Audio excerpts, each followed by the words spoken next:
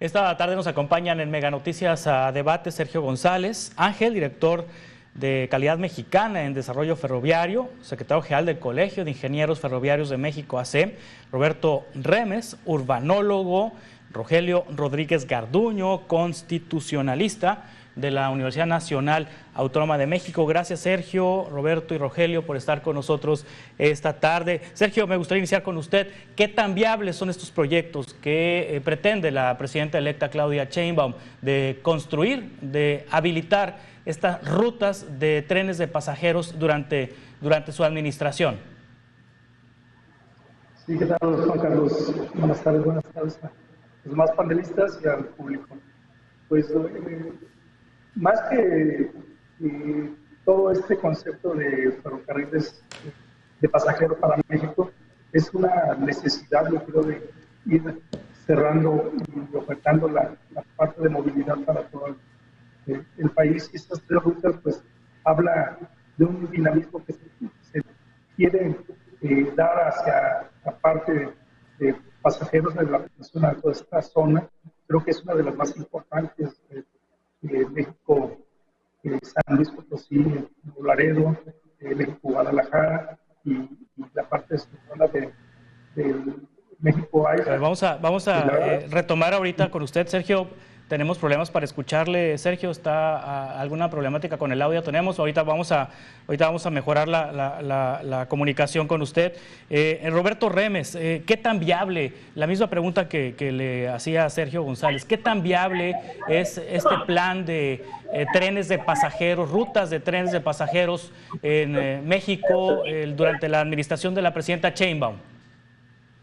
A ver, la viabilidad, bueno, construirlo y ponerlo a operar, digamos que cuesta, pero es relativamente simple. Creo que lo importante es que tenga un beneficio regional y que a lo largo del tiempo, si bien no se logre pagar el 100% de la operación, es que tenga una demanda importante y que genere demanda en las ciudades por las que pase. El riesgo que yo veo es que son movimientos que están cubiertos por el autobús, que podrían seguir cubiertos por el autobús, y que el migrar al tren pues implica tener una ventaja competitiva que todavía no me queda claro. Cuando digo que todavía no me queda claro es, pues el autobús va a 95 kilómetros por hora y puede resolver ciertos movimientos a Guadalajara en 5 horas, 6 horas. A lo mejor si yo tomo el avión, pues es algo que resuelvo con 1 hora de viaje al aeropuerto, 1 hora de espera, un vuelo de media hora y después un traslado de media hora. Entonces, con 3 horas yo puedo estar en Guadalajara Centro, por decirlo. Entonces, si el tren no logra cierta competitividad respecto a todas las modalidades existentes, el automóvil particular, el aventón, el vuelo, el autobús, etcétera, si no logra ventajas competitivas, pues no va a ser muy demandado, y me parece que mientras más grande sea la distancia del proyecto, menos viabilidad va a tener. Es decir, yo creo más en la viabilidad de un México-Pachuca que un México-Laredo. Sí. ¿Importa la viabilidad, Rogelio Rodríguez Garduño? ¿Importa la viabilidad o será una obra que se realizará, así como citando el clásico de Felipe Calderón en su momento, haya sido como haya sido? Bueno, sí, muchas gracias, Juan Carlos, a mis compañeros panelistas. Celebro estar con ellos y con el auditorio. Bueno, ciertamente sí importa la viabilidad, importa la parte de planeación y la parte jurídica y el modelo de negocio, los planes de mercado, los estudios de factibilidad. Y yo diría que hemos empezado bien. Yo quiero ser optimista porque hemos empezado con estas declaraciones de la presidenta electa, en el sentido de que lo primero que se hará es revisar los derechos de vía, los que ya se tienen, ver el tema de agregar una vía de pasajeros a las actuales vías de carga, y bueno, platicar con los dueños de las concesiones de los actuales trenes. No es sustituir, sino por contrario, incluso se habla de una posible asociación público-privada para inversión de infraestructura, lo cual es de celebrarse. Y ahora bien, por cuanto a la viabilidad de realizar la obra, bueno, pues se habla de un trabajo conjunto con ingenieros militares, con ingenieros civiles, insisto, con los actuales operadores de los trenes. Y desde el punto de vista jurídico, la ley reglamentaria del servicio ferroviario mexicano pues permitiría desarrollar estos expedientes para integrar lo que no hicimos en este sexenio, los planes, digamos, incluso de no afectación o el impacto menor al medio ambiente, digamos, la debilidad para no estar rectificando a cada momento sobre las rodillas, como fue el Tren Maya, y un poco también el interoceánico. Pero yo celebro esto sinceramente bueno, México sí necesita un sistema ferroviario. Lo perdimos en el sexenio de Ernesto Zedillo Ponce de León. Y hoy tenemos nada más al Chepe como servicio de pasajeros. Y el Chepe pues, es muy usado, entre otras cosas, no solo porque sea competitivo, porque es turístico. La vocación atiende, como bien se dijo, a competir contra el sector más fuerte en México, que es el autotransporte, naturalmente, que va por las concesiones del transporte federal. Pero yo diría que es bienvenido este modo de competencia y ojalá también se agregara competencia en operadores aéreos. Sí, quiere decir que el trazo, Roberto, ya está. Ahorita esas líneas de tren ya están, se utilizan para carga y sería agregar una línea más para transporte de pasajeros, para el tren de pasajeros. Bueno, a ver, es un tema de velocidad también. Entonces, si queremos agregar una línea más, pues vamos a tener las mismas velocidades que tienen los trenes de carga, que no superan los 100 kilómetros por hora. Y si necesitamos más de 200 kilómetros por hora, pues naturalmente tienen que ser dos líneas de más, ¿no? Tenemos que hacer los peraltes, los pendientes, las características que tiene un tren de mayor velocidad. En teoría, ¿no? Lo que dicen los textos sobre la alta velocidad es que para vías adaptadas son 225 kilómetros por hora la velocidad mínima. Para vías nuevas son 250 kilómetros por hora para considerarlo un tren de alta velocidad. Mientras no llegamos a eso, es un tren de media velocidad. El México-Toluca va a ser un tren de media velocidad. Va a andar cerca de los 760. Me dicen que no va a poder lograrlo porque hay pendientes muy pronunciadas. Pero digamos que esas son las velocidades que aspiraríamos. En el Tren Maya también aspiraríamos a velocidades de alrededor de 160 kilómetros por hora. Entonces, si nosotros nos vamos a 160 kilómetros por hora a Laredo, pues estamos hablando de un viaje de 8 o 10 horas por lo menos. A Monterrey es un viaje también de 8 o 10 horas. 8 horas, pongamos. Pues sigue siendo poco competitivo respecto a un avión que hace 1 hora 20 a Monterrey. Yo sé que son los tiempos de llegar al aeropuerto, esperar y luego de coger maletas o se acomoda el avión.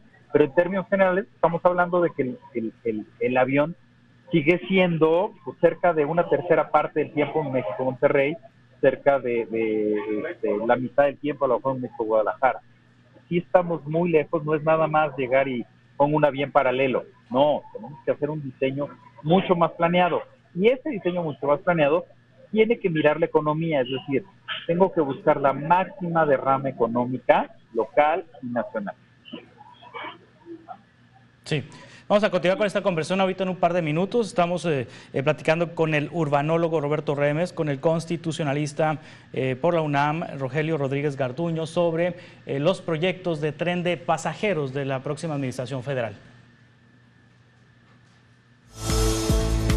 A debate con Juan Carlos Zúñiga. A debate con Juan Carlos Zúñiga.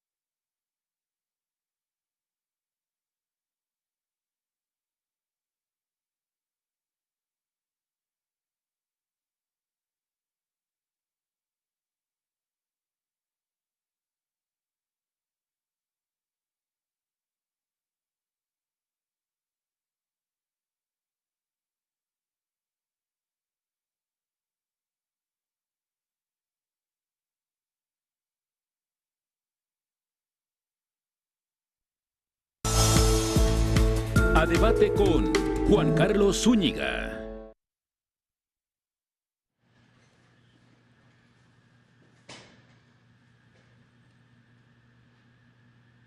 Continuamos en Mega Noticias a Debate. Estamos platicando sobre los trenes de pasajeros en nuestro país, proyectos que ha presentado la presidenta electa Claudia Sheinbaum. Están con nosotros el urbanólogo Roberto Remes, el doctor Rogelio Rodríguez Garduño, constitucionalista de la Universidad Nacional Autónoma de México.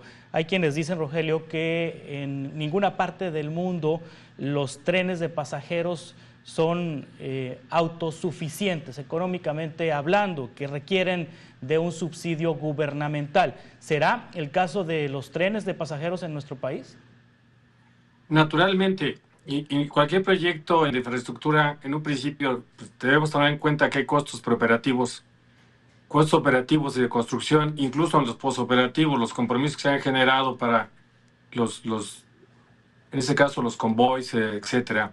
Pero yo tengo la plena confianza que esos proyectos que requieran un subsidio de 5 años o más, esta es la proyección a nivel internacional y nacional, tenderán a tener un punto de equilibrio por ahí del 5.º año, quizá entre el 5 y el 7 años, y después serán gananciosos, porque, insisto, tenemos un monopolio hoy de un servicio de camiones. Tenemos ciertamente, como bien se dijo, a las aeronaves, pero tenemos a los aeropuertos vacíos. Esa es una realidad. Tenemos la lucha por tener operadores aéreos. Y lo que sí tenemos es una gran, deseo por regresar a esas costumbres mexicanas de movernos México-Querétaro, México-Toluca, que no hemos hablado de él. Y por supuesto que Querétaro, San Luis, etcétera, hasta el tema de Guadalajara. Y bueno, por otro lado, no es las velocidades que bien se ha dicho en esta mesa, y yo quiero reconocer ese tema. Bueno, se está hablando de vías diferentes, por eso la construcción de vías que se están diseñando, de las cuales el estudio va a partir, son que puedan soportar velocidades de trenes arriba de 140 kilómetros por hora.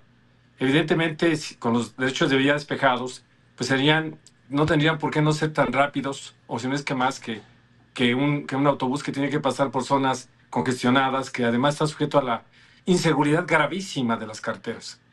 Entonces yo creo que es un excelente proyecto, lo celebro, y además jurídicamente a nivel de nuestra Constitución, nuestras leyes y todo el marco reglamentario, me parece que será, si es que se hace con cuidado, será un excelente proyecto. Sí, se habla de la participación de privados, Roberto. Bueno, de hecho, las concesiones de trenes de carga pues están en manos de particulares, en manos de privados. En algún momento el presidente López Obrador pidió que levantaran la mano los privados interesados en prestar el servicio de trenes de pasajeros, de pasaje para personas, para este servicio que se pretende en el gobierno también de Claudia Sheinbaum, pero ningún concesionario levantó la mano. ¿Estaríamos pensando entonces en que serían trenes de pasajeros operados por el Estado mexicano? Probablemente tengamos que llegar a un esquema así, o bien, el tren suburbano, por ejemplo, hubo una inversión en la habilitación de las vías y de la catenaria, de la operación eléctrica por parte del gobierno federal, y los privados terminaron las estaciones y compraron los trenes y operaron el tren los primeros años con pérdida. No se logró la demanda que era esperada, cerca de 300,000 pasajeros, y hoy día ronda sobre los 200,000, que ya lo pone más o menos en un punto de equilibrio, pero tuvo que haber una segunda participación gubernamental para este proyecto del tren suburbano. En el caso del tren interurbano, pues está operado por el gobierno, o sea que haya una oferta, está operado por el gobierno.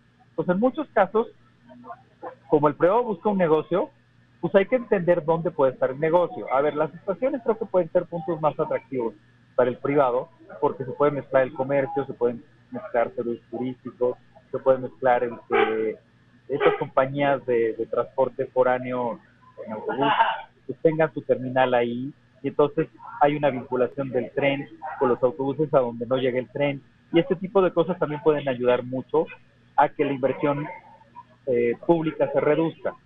Ahora, el tiempo es fundamental para la maduración del proyecto.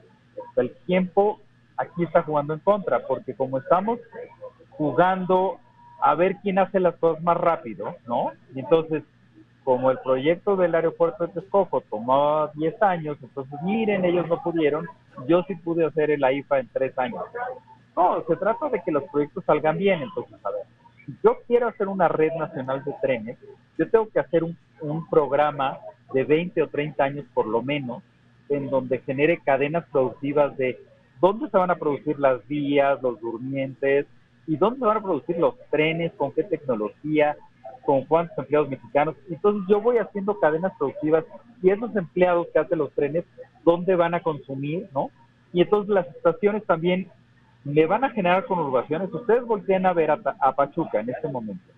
Ya sabemos que va a llegar el primer tren de estos interurbanos, que se hagan en el sexenio de Claudia Sheinbaum, va a llegar a Pachuca. Y más o menos lo van a hacer en 3 años. ¿Dónde se está urbanizando Pachuca? Se está urbanizando hacia el sur, siguiendo la línea de la carretera 86, ¿por qué? Porque la gente está buscando quedar cerca de la Ciudad de México porque es el empleo mejor pagado.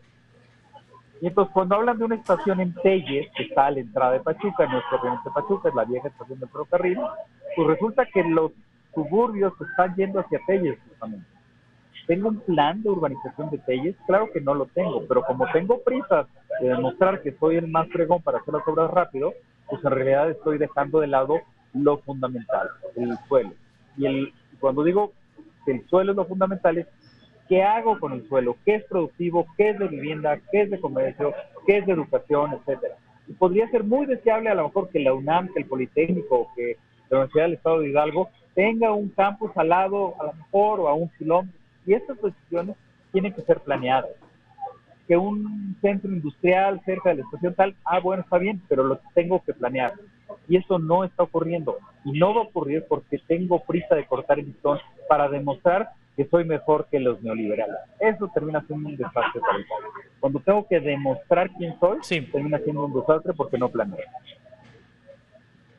Sí, se une nuevamente a esta conversación Sergio González Ángel, director de Calidad Mexicana en Desarrollo Ferroviario, secretario general del Colegio de Ingenieros Ferroviarios de México. Sergio, ¿qué hará que los pasajeros cambien el autobús, cambien el automóvil, cambien el avión para subirse a un tren de pasajeros? Gracias, Juan Carlos. Muy buena pregunta. Fíjate que en el tema de la México-Querétaro congestionada, diario accidentes, eso les va a ir dando un incentivo para dejar su vehículo a las personas que viajan del centro del país a la Ciudad de México. Y ya hablamos de todo el corredor Celaya, Querétaro y toda la zona conurbada. Entonces esa parte le voy dando. Algo que hay que rescatar de este proyecto es que hablan también de vías nuevas dentro del derecho de vía. Eso es en la parte ideal, ¿verdad?, de este proyecto, que se trabajen con nuevas vías, nuevas rutas. Comparto también la idea de que pues el trazo que se tenía o que se tiene actualmente pues es para ferrocarriles de carga. Pasajeros tendrían que ir con ciertas limitantes por todas las pendientes y los grados de curvatura, pero que es algo que el país tiene que comenzar a estar trabajando en esas rutas, y no podemos decir no es viable, no podemos avanzar con eso. Tenemos que ir avanzando hoy con lo que tenemos, y si fuera necesario hasta dentro de las mismas vías hay la capacidad como para ir trabajando ya con trenes de pasajeros, haciendo una combinación de carga pasajeros. Se tenía hasta 1997 que se dejó de correr los trenes de pasajeros, y que era todo un éxito, los trenes siempre llenos. Nos tocó colaborar en esas épocas, y hoy en día seguramente la gente sí tomaría esa opción más para movilidad. Sí, vamos a continuar con esta conversación ahorita en un par de minutos. Antes hacemos un enlace a la Cámara de Diputados. En estos momentos en la Cámara de Diputados se está dictaminando el tema de la reforma judicial. Hay que recordar que hoy lunes, mañana martes, se pretende terminar con este documento a fin de que esté listo para que la próxima legislatura lo pase al Pleno, la Cámara de Diputados lo vote y en la lógica de que Morena y sus aliados tienen o tendrían ya a reserva de lo que decía el Tribunal Electoral, la mayoría calificada, pues esto pasaría de manera inmediata en la Cámara de Diputados. Bueno, ¿qué está ocurriendo en la Cámara de Diputados? Escuchemos qué está ocurriendo en este momento en San Lázaro para el tema de la reforma judicial.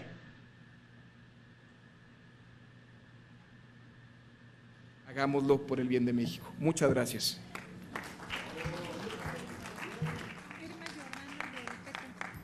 Tiene la palabra ahora la diputada Irma Jordana Garay, del Grupo Parlamentario del Partido del Trabajo.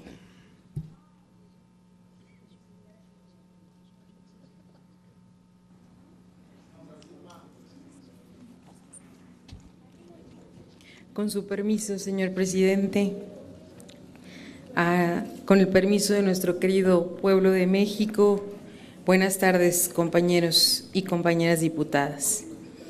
En el artículo 102 de nuestra Constitución Política se señala que la impartición de la justicia debe ser pronta y expedita. Sin embargo, la realidad está muy lejos de esta premisa. ¿Cuántos casos no hemos escuchado de personas inocentes en las cárceles que llevan años sin sentencias y aún peor, sin presentarse ante un juez solo porque no tienen los recursos económicos para solventar a un buen defensor? La justicia en México la han inclinado del lado de los que más tienen y quienes tienen la posibilidad económica para pagar altas fianzas.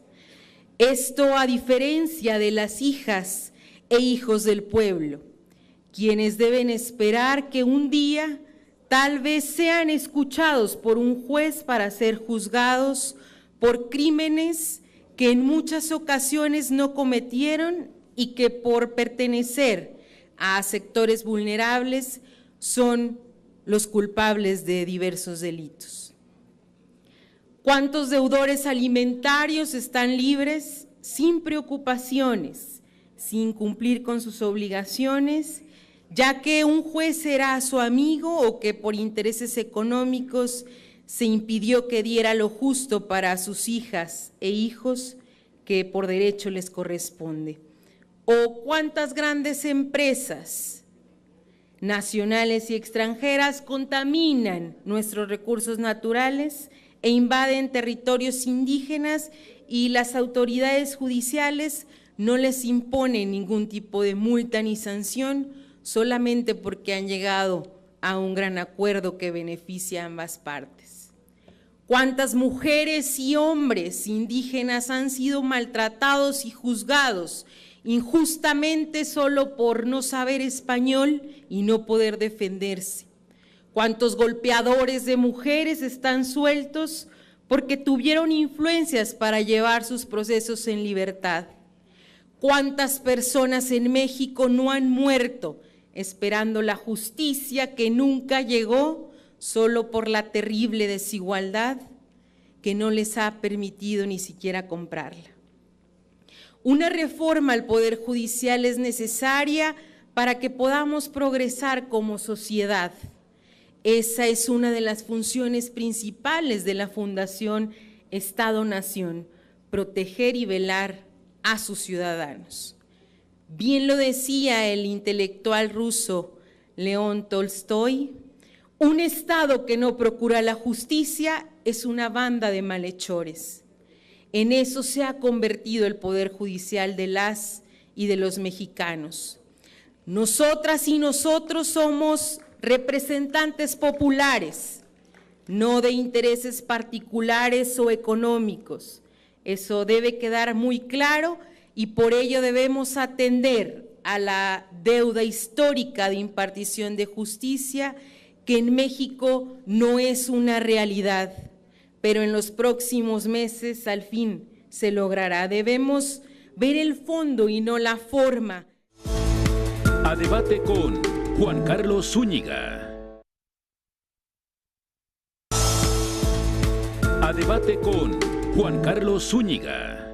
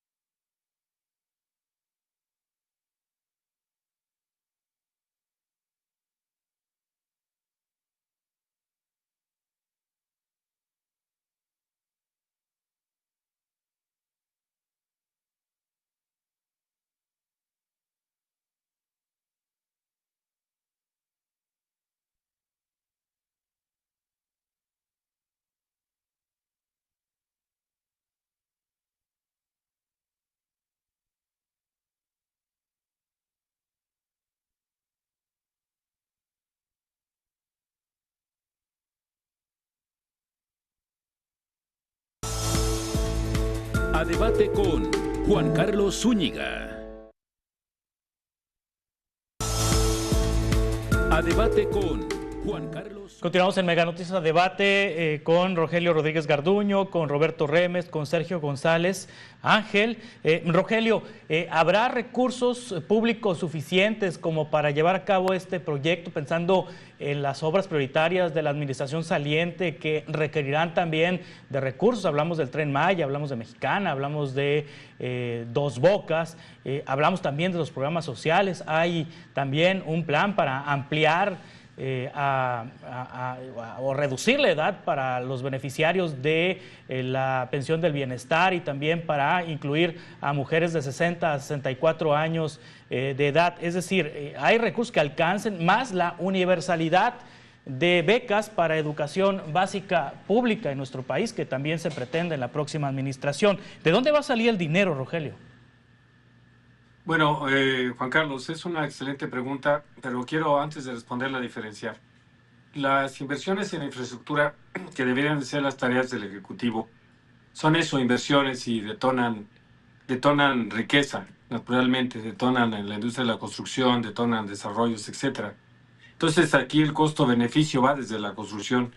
Se ha anunciado, yo quiero reconocer, lo dije hace un momento en Roberto Remes, que uno de los, digamos, claros hierros de este gobierno fue apresurarse, y me parece incluso a retos, hacer el AIFA o hacer las modificaciones al Tren Maya cuando no había un debido planeamiento. Él ha dicho que esto funcionaría si se hace un plan a 40 años, 30 años. Yo estoy de acuerdo totalmente. Y el anuncio es que vamos por tramos. El primer tramo estaría en 2029. Incluso no se habla de todos los tramos, pero los recursos tienen que ver mucho de cuál es el mecanismo. Y el mecanismo, si el mecanismo de inversión es un mecanismo de participación pública-privada, bueno, pues la parte de la infraestructura, por ejemplo, para la mayor riqueza, lo que más cuesta esto es el derecho de vía. El derecho de vía ya lo tenemos. Escuché decir de Aaron Dichter Portolarek, a quien mando un saludo si nos está viendo, un experto, un gran experto en materia urbanística y del transporte. Decía él que nos habíamos equivocado al abandonar nuestros derechos de vía. Invertir en los derechos de vía me parece que una apuesta muy importante. ¿Y de dónde saldrán los dineros? No hay de otra manera sino del presupuesto público. Ahora, ¿cuáles son las prioridades para generar la riqueza y que alcance para este tema que tú has señalado, pues tendría que ser infraestructura, desarrollo. Entonces yo diría que tiene que salir de una sola bolsa y tiene que ser de ahí, y tenemos que ver cuáles son las etiquetas y cuáles son los mecanismos. Si va en público-privada, que sería lo deseable, y como Roberto lo detalló, vamos a seccionar en quién los durmientes, quién las vías, quién los trenes, etcétera, etcétera, etcétera. Entonces, me parece que sale de una sola bolsa la parte gubernamental. Ahora, ¿cuánto y cómo? Pues eso tendríamos que conocerlo en los próximos días.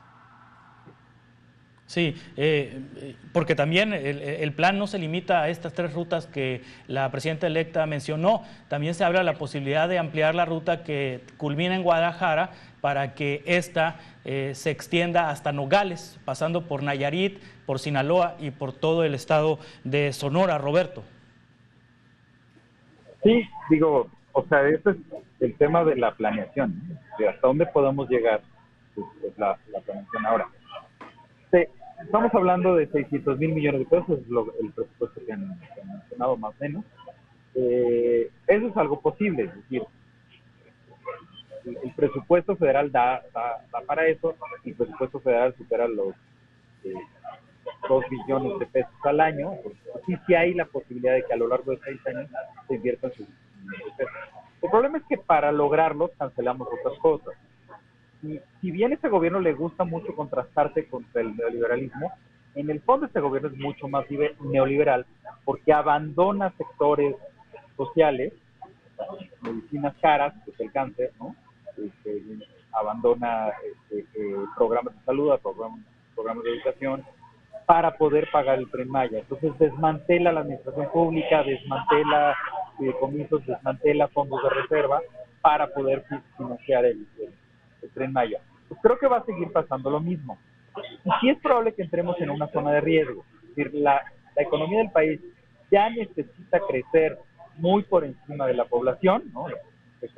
Alrededor de 1% al año. Bueno, necesitamos crecer 2-3 puntos porcentuales, que todavía no ocurre en promedio cuando menos, ¿no? Quizá los últimos 2 años han sido un poquito mejor, pero con el contraste de pandemia, pues claramente no se alcanza.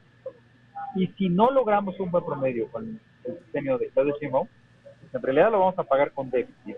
Y al pagarlo con déficit, pues, estamos nada más esperando la próxima burbuja inflacionaria.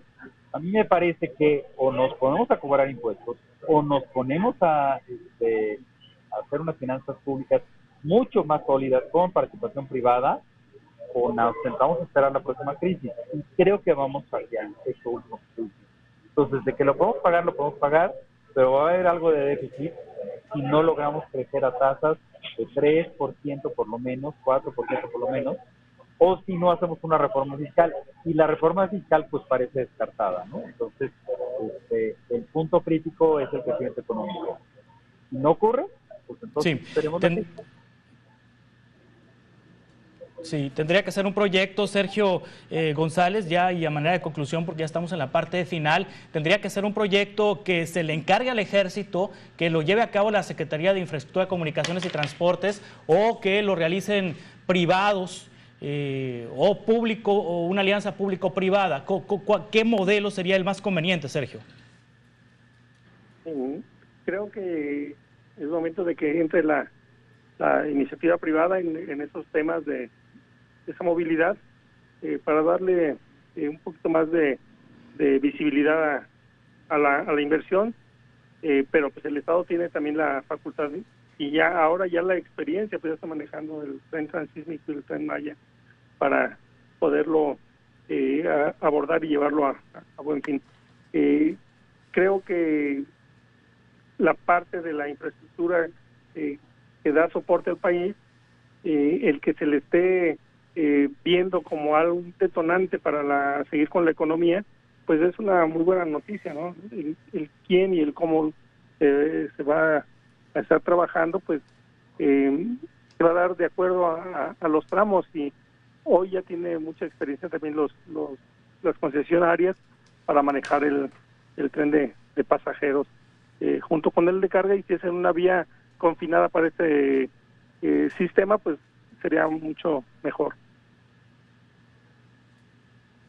Sí.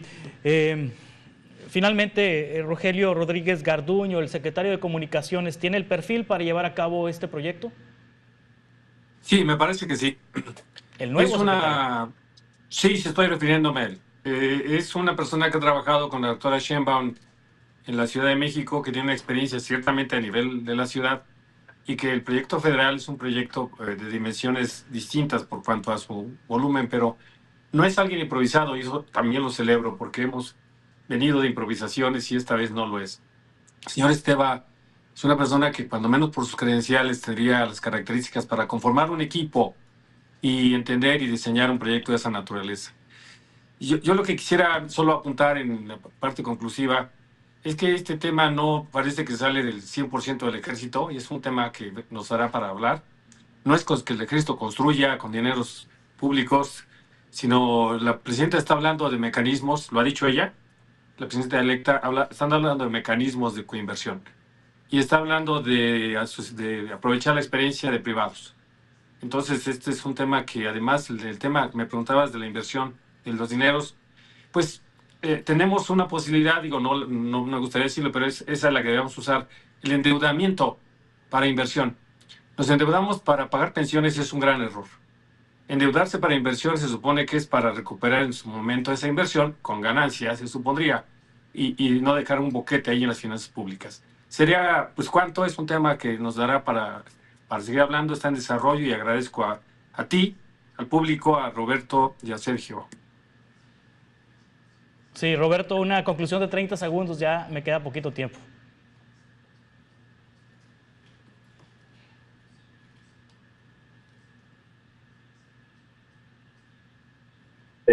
Va a ocurrir el proyecto de trenes. La gente se va a sentir muy contenta yendo a Pachuca, yendo a Querétaro, yendo a Monterrey, yendo a Guadalajara, León, etcétera, ¿no? Pero eso no quita que eventualmente no tendrá ni los beneficios económicos ni los beneficios sociales que podría llegar a tener un proyecto mejor planeado, ¿no? Pues, en términos de narrativa va a cumplir su cometido, pero no va a ser el proyecto tan exitoso como debería. Muy bien, pues les agradezco mucho, Sergio González, Roberto Rembre, Rogelio Rodríguez, que hayan estado con nosotros para ayudarnos a entender este plan de la presidenta electa de los trenes de pasajeros. Gracias y muy buenas tardes. De esta manera concluimos este espacio. Le invito a que se quede en esta señal y que mañana coincidamos aquí a las 5:10. Gracias, buenas tardes. A debate con Juan Carlos Zúñiga. A debate con Juan Carlos Zúñiga.